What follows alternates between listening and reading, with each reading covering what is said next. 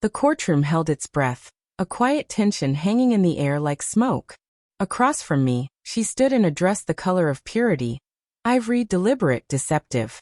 Her hands rested protectively over her stomach, the curve of her belly drawing sympathetic glances from the few who didn't know better. Her eyes met mine, steady and cold, before shifting to the judge with the self-assured poise of someone convinced the victory was already hers. She believed the child she carried was her trump card, her shield, her weapon, her key to everything I had built. My company, my reputation, my name. But what she didn't realize was simple. I wasn't the man she imagined. I wasn't the fool she thought love had blinded. While she was weaving lies, I was preparing for the moment they'd unravel. 7 years earlier, we'd met under city lights, a rooftop mixer, all champagne and ambition. I was still clawing my way up, exhausted but driven, running on caffeine and determination. She, on the other hand, glided through the crowd like she already belonged at the top. Beautiful, calculated. Every smile, every word carefully placed. People noticed her before they noticed me, and she liked that.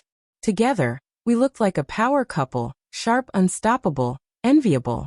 But what people didn't see was the truth. I built. She performed. I sacrificed. She positioned. She claimed to admire my focus, said she loved my vision, said she loved me. But what she loved was the lifestyle that love provided, not the man who made it possible. The cracks appeared slowly. A text that vanished before I could read it. A girl's trip that didn't line up. Stories that shifted just enough to make me question my own memory. I told myself trust was a virtue, that love meant giving the benefit of the doubt. But love isn't blind, it's patient. And my patience, it turned out, was far sharper than her deceit. The truth didn't come to me through her. It came from someone else, a casual remark at a business lunch. A mutual friend, smiling, congratulating me on the baby I knew nothing about. My fork froze halfway to my mouth. I smiled politely, finished my meal, and said nothing. That night, I realized she hadn't told me because it wasn't convenient yet. She was saving the reveal, waiting for the moment when it would serve her best, perhaps when the divorce proceedings began. A trump card, played for sympathy, but I didn't confront her. Not immediately. Instead, I watched. I listened. I gathered. The pieces fell together easily once I stopped pretending not to see them. The unexplained expenses, the overlapping dates, the hotel bookings under an alias. Eventually, the face behind it all appeared. A young influencer, one of her brand collaborators.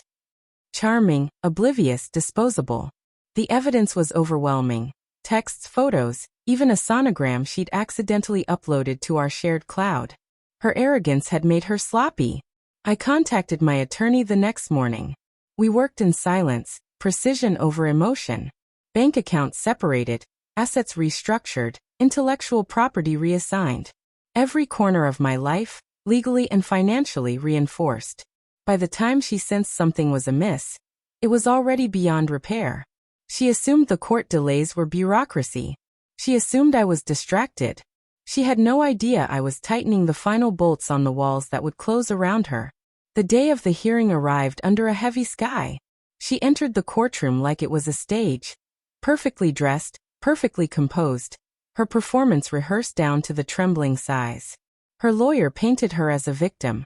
The loyal wife, abandoned in her hour of need. The audience almost believed it. Almost. Then came the question that would undo her carefully crafted illusion. Mr. Vance, the judge asked evenly, are you the father of the child? I let the silence hang for a moment. It filled the room, thick and electric. Then I said clearly and calmly, no, Your Honor. I am not. The sound of paper rustling followed. I handed the judge a folder, organized, irrefutable. Dates, messages, receipts. Images. Proof so complete it spoke louder than I ever could. Her expression faltered, confusion flickering into dread. Her lawyer tried to recover, but the damage was done. The judge reviewed the file in silence. When the decision came, it was clean, clinical, final. The prenuptial agreement stood unbroken. The infidelity clause voided any claim she had to spousal support. The business, the house, everything I had built, remained mine. The child, proven not to be mine, severed the last tie she could use. She left that courtroom stripped of her illusions. No settlement, no sympathy, no victory. Just the cold realization that her game was over. It's been 4 months since. Sometimes she still sends messages. Anger, regret, manipulation, all tangled together. I rarely reply. The man she cheated with disappeared when the money didn't come. I hear whispers now and then. She's struggling, spiraling, selling off what's left of her designer facade. I don't celebrate it. But I don't mourn it either. She underestimated me. Mistook composure for weakness. Mistook love for blindness. Love didn't destroy me, betrayal did. And betrayal, once it burned through everything soft in me, left something harder behind. She thought she'd set fire to my life. But I rebuilt from the ashes, quietly, methodically. And this time, there's no door left open for her to walk through.